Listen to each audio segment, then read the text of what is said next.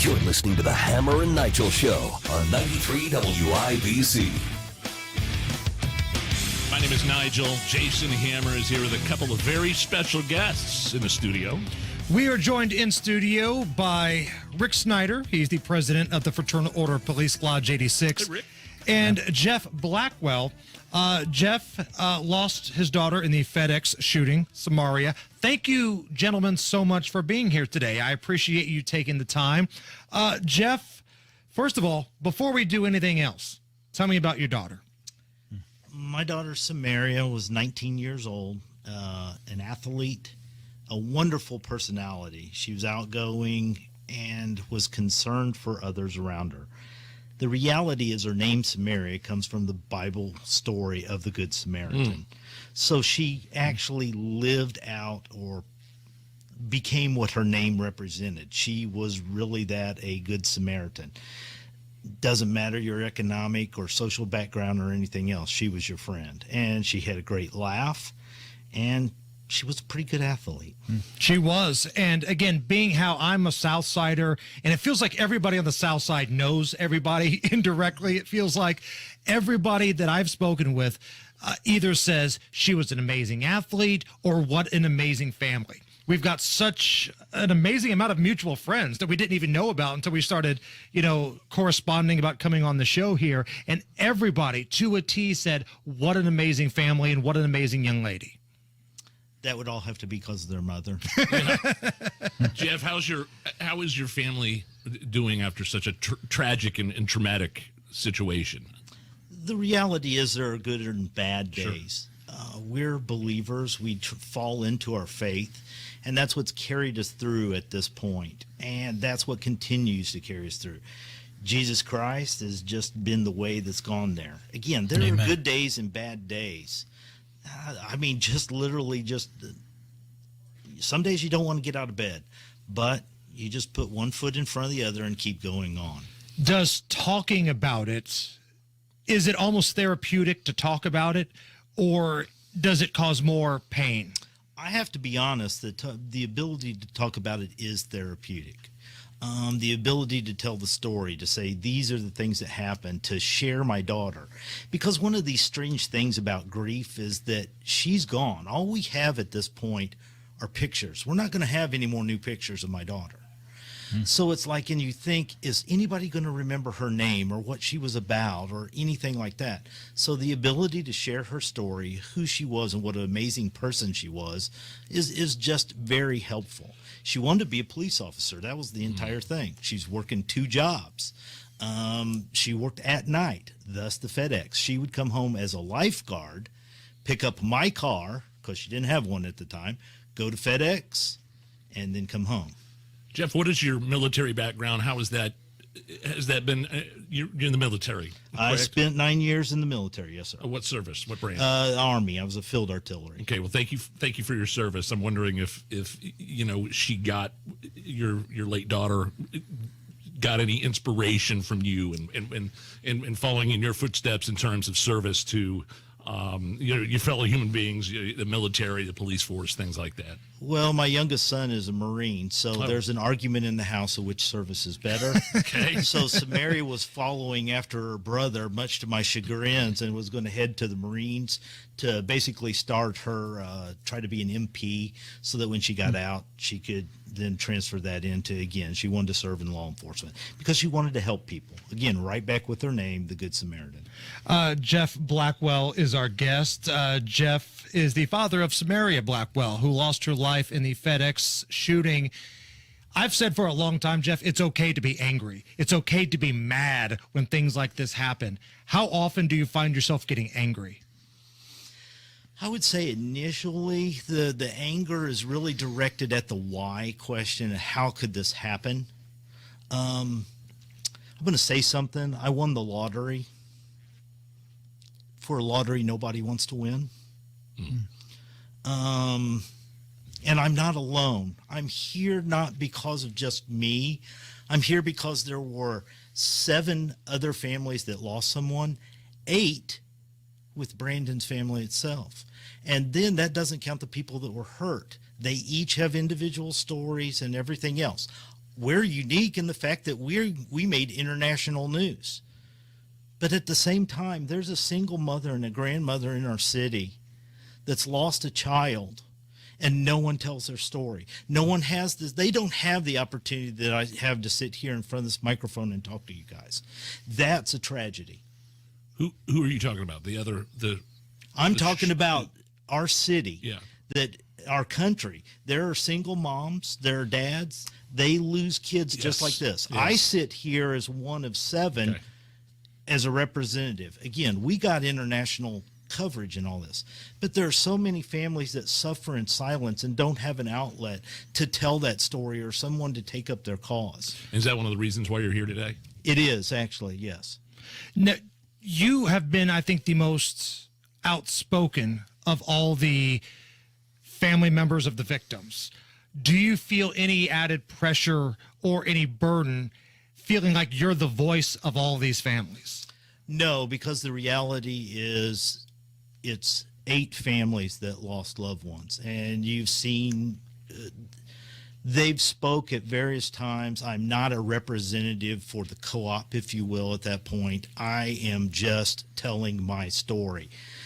They will tell their stories in their times if they desire to do so, but we know that we have more power as a group. Now, let's get into the story, because it's a story that did not have to happen. Nigel and I have said this time and time again. The red flag laws in Indianapolis were not followed properly. This is something Rick can weigh in on. We've talked about this on the show before. Do you feel like the elected officials in Indianapolis let you down? Yes. Do you feel that your daughter would still be alive today if the prosecutor in Marion County had followed through with the red flag law?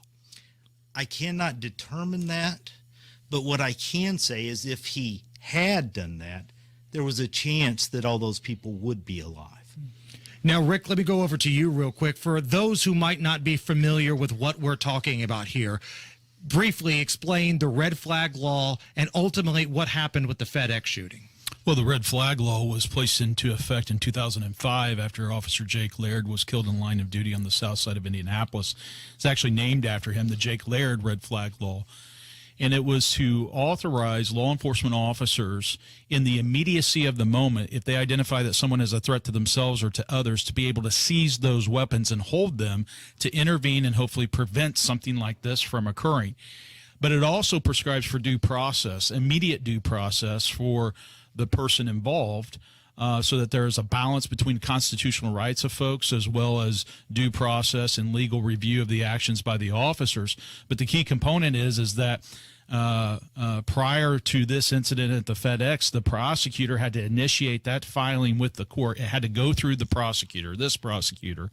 And the point that we made is it wasn't that the law it wasn't that the law failed. It was that the prosecutor failed to give the law a chance to work, and that's the key component. And I think what I heard from Jeff there is a salient point, which is we'll never know because he never tried. What we do know is that if he had tried, there was a chance that it could have been interrupted. The certainty is that he didn't, and because of that, there was nothing that prevented this suspect from purchasing or obtaining additional weapons. And that's the thing that frustrates so many people. It's not because it was just a bad decision. People make mistakes. People make bad decisions. It was a lazy, half-assed effort from somebody who just views, in my opinion, these are my words only, that views the prosecutor's office as a stepping stone for him to try to run for the mayor's office. Well, and I would say this, and we could talk about it, after the hour. I don't want to take away from Jeff's time, but I think it's a key point for the point of the discussion. Which your point, it wasn't a lazy point. He himself, in his own words, made clear he intentionally did not file it. That's where our officers have very strong reservations.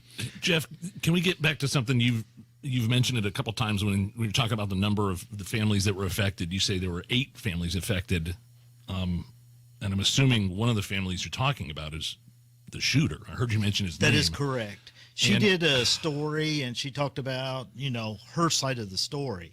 And she said only one family reached out to her. That was my mom that called her and spoke with her. How did that conversation go? Well, that's my mom, but my mom is also a believer, and there was a conversation about Christ and His grace involved in all that. That's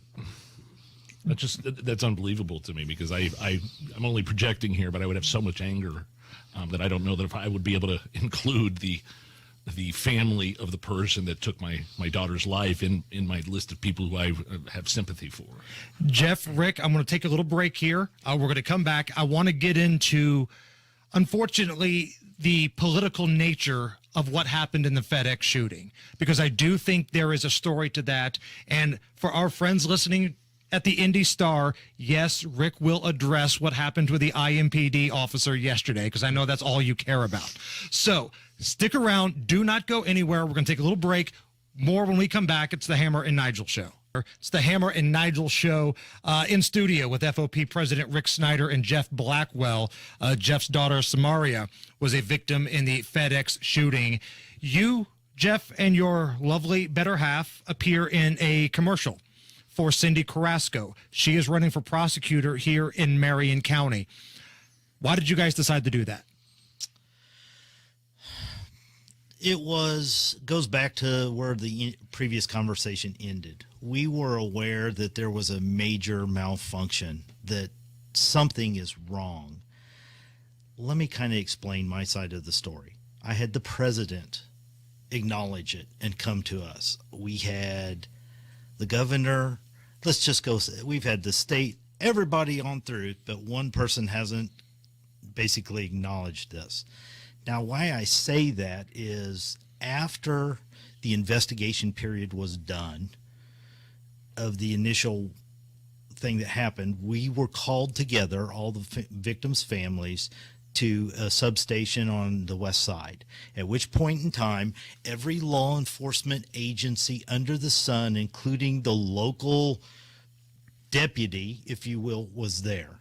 And they presented all this. The U.S. District Attorney, the FBI, the World Police Organization. It was crazy how many people were there. As the things were presented, there's something that became very evident, because everything kept circling back to this question of, why was nothing ever done about this first encounter with the police and the red flag law?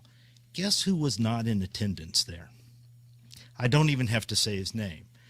So this really set us off, at which point in time, Chief Taylor texted him, everything else. He was supposed to have a sit down with all the families at once. The prosecutor, the That current is prosecutor. correct. That has never happened. Now, we pursued this for months, and there was an exchange of emails, everything else. The initial email came through, condolences, blah, blah, blah. We're going to meet with you. Is like, great. But the way the email was written, I questioned, wait a second. So we ask, are you meeting with us? Are you meeting with all the families? Or how is this happening? Well, it was only meeting with our family, because I don't know how everyone else was pursuing it. And it was with his staff.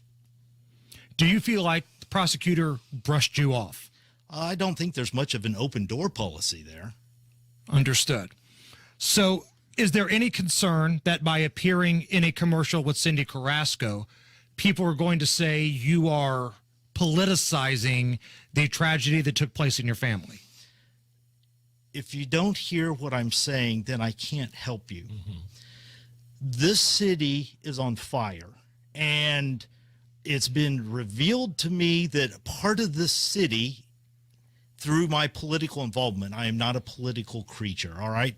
So I've done something I never thought I would do. I knocked on doors. I've done other stuff, all in support of this candidate, because it's time for a change. But people are telling me there's not a problem in the city. All you have to do, like I just commented earlier, this morning was the first morning I woke up in almost 2 weeks, and my news feed didn't say 17 shot, 1 dead overnight. Something similar to that, right? Right. And So the narrative has been that this is a safe place. There's nothing to see here. There's no reason why Starbucks should be closing on Monument Circle. Forgive me, but the reason we do this is so that someone else does not have to go through that. Yes. And those that are in a position of denial, I pray to the Lord that you never have to sit on my side of the table and go through what we went through, because it's a real thing. And it's not just us. Again, I talk about all those out there that aren't having their story told. Who's speaking up for them? Jeff, thank you so much for coming in. Yes. God bless you, your family, your friends. I know this isn't easy for you, but again, it means a great deal to a lot of people that you had the courage to come in here, talk about this, name names, give examples of exactly what happened to you. That's an amazing thing, my friend, and I appreciate that. Thanks, Thank Jeff. you. Rick, we got a lot of stuff to get to with you coming up a little bit after 5 o'clock. It's the Hammer and Nigel Show. My name is Nigel. Jason Hammer is here. Also joining us live in studio, Rick Snyder is the president of FOP Lodge 86 here in Indy. Also, Jeff Blackwell is joining us in studio. His daughter tragically was killed in the FedEx shooting. His daughter's name's Samaria. Jeff, thank you so much for coming in studio, telling us your story about your daughter. And I do want to talk about your involvement with the Cindy Carrasco campaign. She's the GOP candidate running for prosecutor against Ryan Mears. Can you tell us a little bit more about your relationship with Cindy? Yes. We wanted to do something. We wanted our voice to be heard. And we kind of waited for the announcement of, was somebody really going to run against this guy? And then it was announced, and we just kind of held back for a while. But we knew we wanted to meet her because we wanted to look her in the eye and have a conversation. We weren't just going to say, hey, this is who we are. We'll do whatever. So we sat down, and she's a mother. She's a real person. It cuts through. If somebody gets in front of Cindy, it doesn't take 5 minutes to know she's not a politician. She's just a real mom at that point. And her real concern is that for her daughter's safety and the safety of her city. My wife fell in love with her in short pursuit. And because I'm not a stupid man, I followed my wife's lead. Yeah. Well done. Well done. And for somebody that's just now turning on the radio, maybe you just got off of work, Jeff told us earlier that this story that was national news, this FedEx shooting, everybody, it seemed like from the state of Indiana and even national levels, had reached out to family members, offered condolences, went out of their way to show some level of support of some kind, except for the guy that's currently the prosecutor in Marion County. Do I have this accurate? You have that accurate, and it's even more important. The one guy that didn't reach out was the only guy in all those other people that had any chance in any way to affect the outcome that would have never happened. Think about that for a moment. So when you see city leaders, Jeff, having a celebration, like about a month or maybe it's even 2 months ago, they had a little celebration here in the city. Some of these civic leaders celebrating that the crime numbers were trending down in the city. What went through your mind? A perfect bowling game of 300. You roll that, that's a big celebration. A 299 is not a 300, but that's a great bowling game. But both of those scores are absolutely horrible scores for the death total in the county. And that's what they're celebrating. We didn't get 300. Yeah, you're not supposed to set a record every year. And we say this over and over again. It sounds like a broken record, but I think it bears repeating here. 200 homicides in Marion County cannot be the norm. Rick, you can weigh in on this. Hey, listen, we had a goal before many years ago of keeping it under 100, and we were able to do so. So what changed? What changed were the decision makers and the fundamental missteps that were taken by buying into this woke, broke criminal justice and bail reform crap. That's what changed. Coincidentally, it took effect in January of 2020. And what have we seen then? Coincidentally, we've had the 3 highest years for homicides in the city of Indianapolis. That's not a coincidence, my friend. That's a pattern. That's evidence in my line of work. And here's what we know, is that we're on track to have the 3rd consecutive year of over 200 homicides in this city. And people are acting like they want to deny that crime is even occurring. We've got crime deniers going on now, trying to downplay the fact of what people are seeing, as Jeff shared. waking up in the morning and seeing all this violence that occurred over the night. And we have people in the media, in political office, and also just in the general public trying to be advocates and propagandists for politicians in charge, trying to convince us that it's not as what we are seeing and experiencing. And we're saying enough is enough on that. We're going to call it out for what it is. Our city is in a public safety crisis. Many of these acts of violence are preventable, but it requires accountability for repeat violent offenders, and we're not going to waver from that. And it's just got to, there's something in me that triggers, like, if what happened to my family ever, the same thing happened to Jeff. I mean, knowing that there's a mechanism that was in place that could have been prevented, that they could have used it, they could have done something to prevent what happened at the FedEx is really, I know you're a man of faith, and I know you're a man of forgiveness, Jeff. I can only tell you what I would do in that situation. It would not be here speaking as eloquently as you do about using your platform for good. Can I say this? I do not hate Mr. Mears. That's not the issue at all. The problem is he's so poor at his job. So what I'm trying to do is stand up for Cindy and cross political parties. I don't care if you're Democrat or Republican. I don't care if you're independent. What I'm asking you to do is make one vote. And that's the vote not to let this individual continue on in this path. And again, I think this is important to point out. You are not me. You're not a political animal. You don't live and breathe politics. You are just a dad that is reaching out to people right now saying you have a choice to make things better. This should not be a political deal. It's about crime. It's about safety. You have the choice. You don't have to just always check that blue box when you go to vote. Yeah, it's just that. It's a matter of this affects everyone at all levels. So if you're an issue voter and you're stuck on an issue, I'm sorry, whatever that issue is, doesn't matter if you don't come home or make it to work because you've been killed or your kid has been killed or your husband has been killed. That's the fallacy with that issue voting at this point. We are in a safety crisis in our city. Public safety. But we're not safe. But we want to pretend and stick our heads in the sand as if we are, and that's not the case.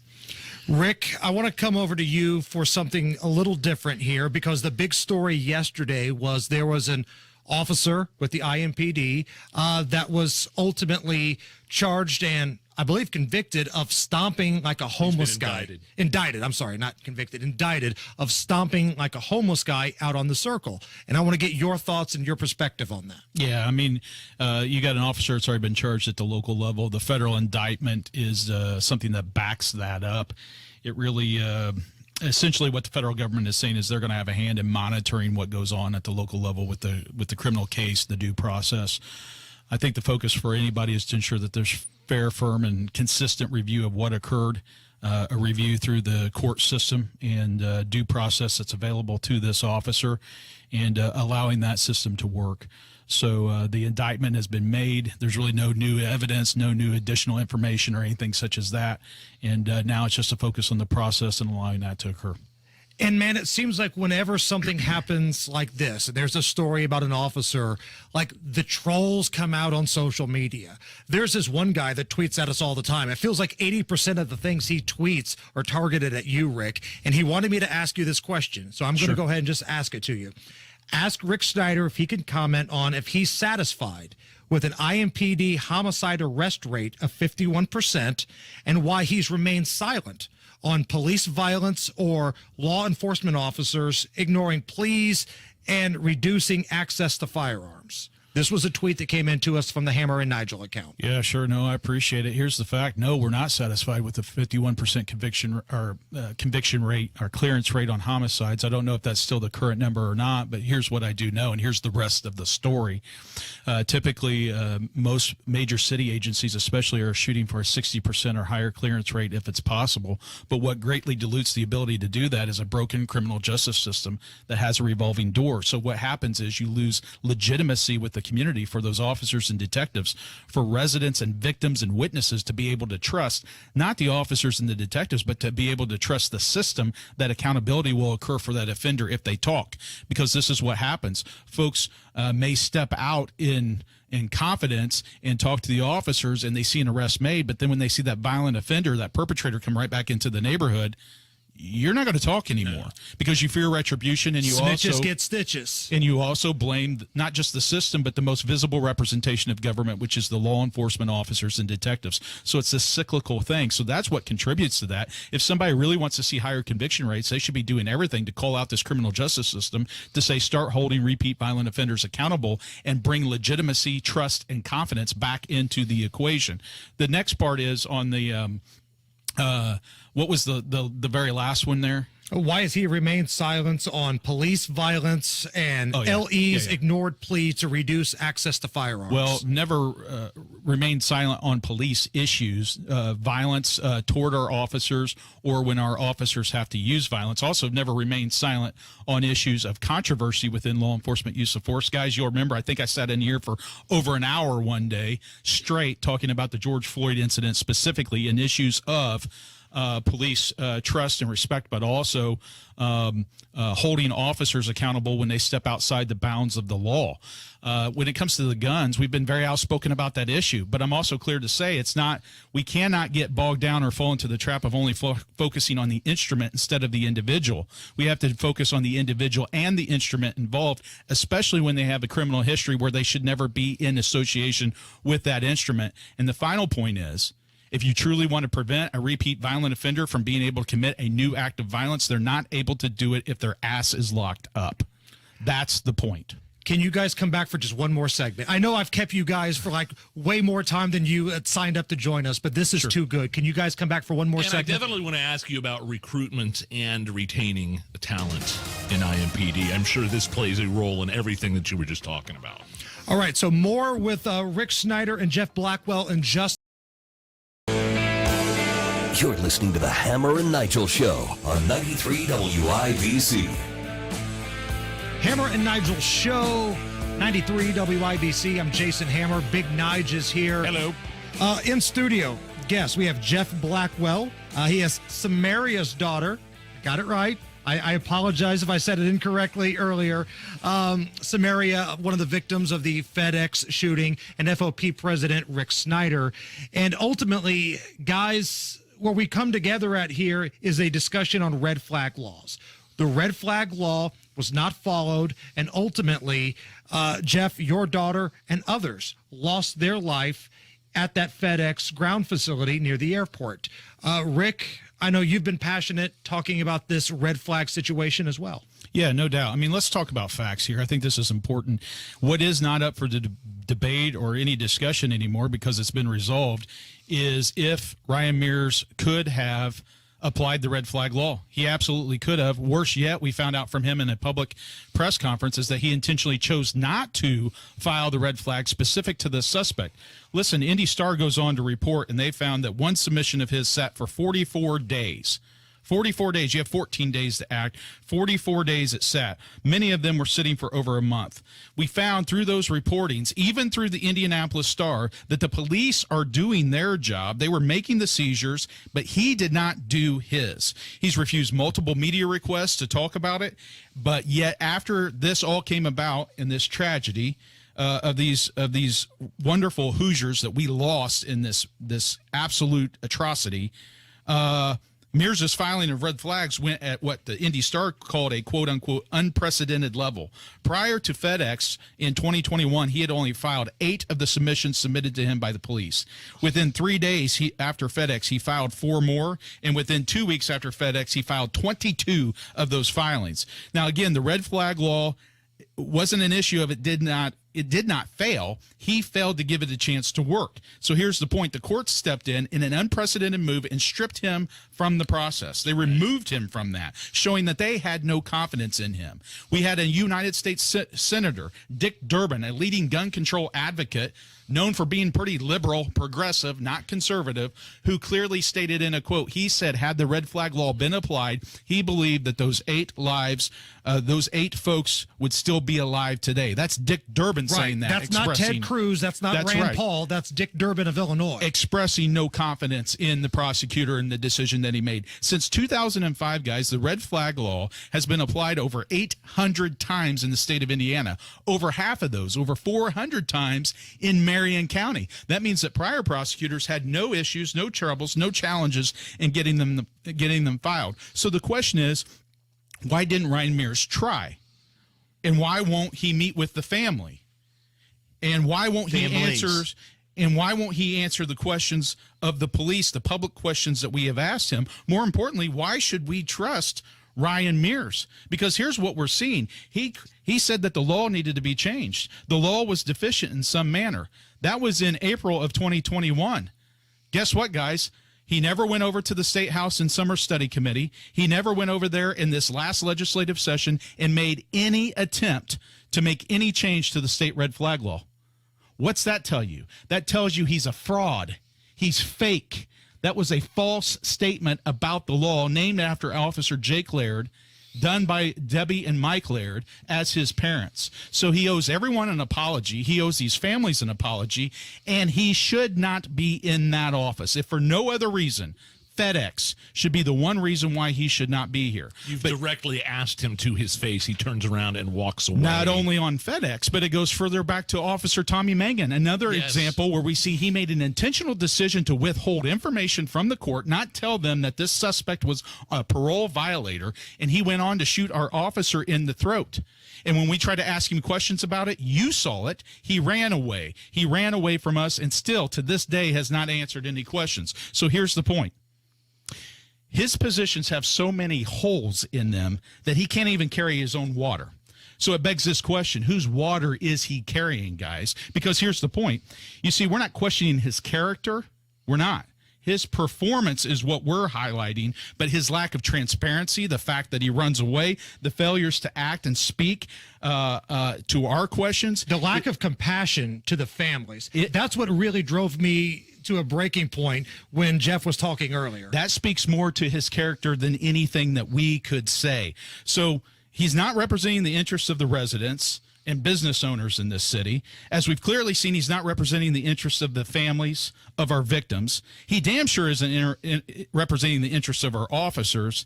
And there's no way in hell he's representing the interests of the state of Indiana. So who is Ryan Mears? Whose interests and agendas is he representing? That's my question. And the only way you're going to get an answer to that is go ask Ryan Mears. But you know he'll never answer the questions. So here today on this show, I'm making this public statement and challenge, if you will. Ryan Mears, come here to Hammer and Nigel. Sit live on air before this election so that voters can make good informed decisions and answer some of these questions. Sit with me and allow me to answer questions. You ask questions of me, and I'll answer them. And we'll get the facts out here on the table and let voters make a good, informed decision about who's going to be the chief law enforcement officer for this county. But your rank and file officers, not just IMPD, Beech Grove, Speedway, Lawrence, Cumberland, Indiana State Police, and others, have unanimously agreed that they have no confidence in Ryan Mears and further have endorsed Cindy Carrasco for prosecutor. So if cops are for Carrasco, and they say they have no confidence in the current prosecutor, Ryan Mears, here's my question. Why should you? Ryan Mears and Joe Hogsett have an open invitation anytime they want to come on our program. We've made that perfectly clear. Gentlemen, this has been an amazing hour. It's been a powerful hour. And Jeff, let me just say this. I think what you're going to see is the best listeners in radio, the Hammer and Nigel Show listeners. They are such a compassionate and amazing group. You're going to get messages from people that you don't know. You're going to hear from people that you did not know existed. But understand, there's a lot of people that were hanging on your every word today, and they're rooting for you, and they're praying for you. And I just want to say thank you for coming in here and having the courage to speak about this. Thank you. Thanks for giving me your time. It's the Hammer and Nigel Show.